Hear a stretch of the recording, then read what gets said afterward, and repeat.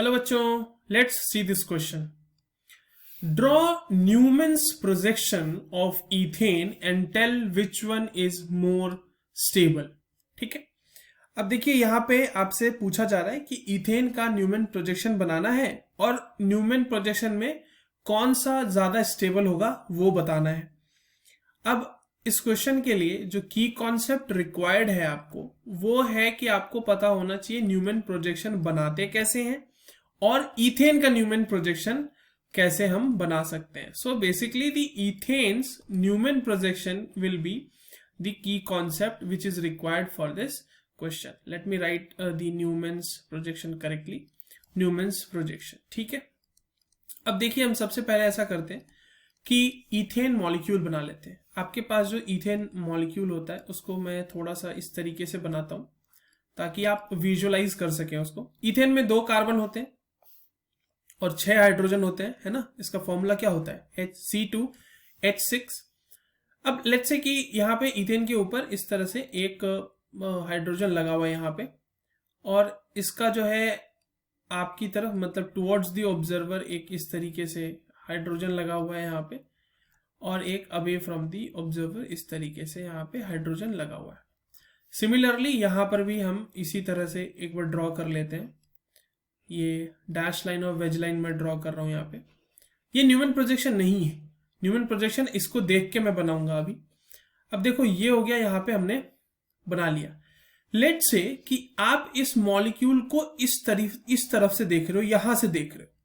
ठीक है, ये आप अपने प्यारे प्यारे आंखों से इसको इस तरफ से देख रहे हो, तो आपको ये वाला कार्बन आपकी तरफ दिखेगा और ये वाला कार्बन उसके पीछे दिखेगा, है ना. ये C1 ले लो और ये C2 ले लो अगर, तो C1 आपको अपनी तरफ दिखेगा और C2 आपको पीछे की तरफ दिखेगा.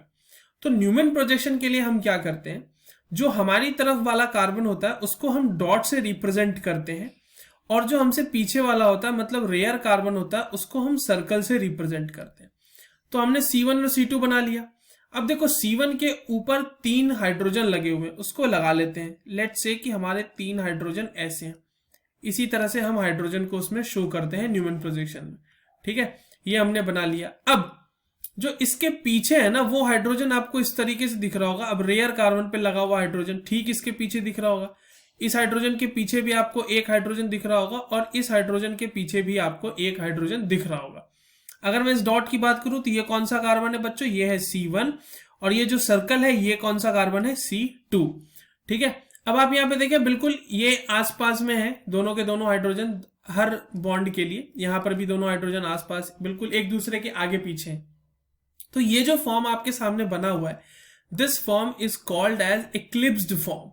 This form is called as eclipsed form. Whereas अब इसको क्या करो, थोड़ा सा 60 डिग्री रोटेट कर दो. आप बिल्कुल 60 डिग्री रोटेट कर दोगे ना थोड़ा सा, तो एक और नया फॉर्म मिल जाएगा आपको.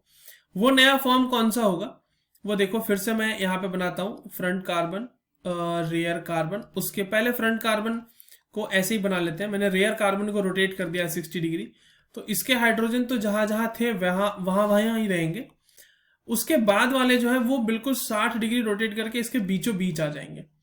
ठीक है, अब ये जो फॉर्म आप देख रहे हो यहां पे, ये अगर हाइड्रोजन हाइड्रोजन के इंटरेक्शन की बात की जाए तो ये इक्लिप्स्ड फॉर्म में ज्यादा था. Whereas in case of staggered form, ये जो फॉर्म आपके सामने बना है this is called as staggered form.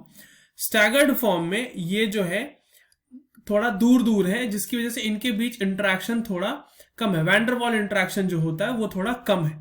तो अगर इन दोनों में कंपेयर किया जाए कि ये इथेन के 2 आपके सामने इक्लिप्स्ड और स्टैगर्ड फॉर्म मैंने जो न्यूमैन प्रोजेक्शन में है वो ड्रॉ कर दिए हैं.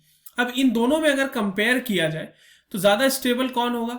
आपको भी समझ में आ रहा है कि staggered will be more stable, क्योंकि वो जो वैंडरवॉल इंटरेक्शन की हमने बात की ना अभी, वो स्टैगर्ड वाले में कम होगा. तो स्टैगर्ड की स्टेबिलिटी जो है वो ज्यादा होगी. आई होप आपको ये कंसेप्ट समझ में आया होगा. All the best.